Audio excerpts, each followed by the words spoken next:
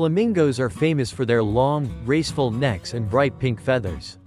These wading birds are found in shallow lakes and wetlands, where they feed on algae, crustaceans, and small fish. The pink color of their feathers comes from the carotenoid pigments in their diet.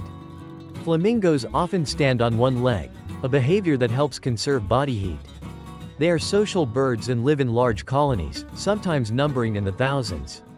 Flamingos are also known for their unique feeding method, which involves filtering food from the water using their specialized beaks.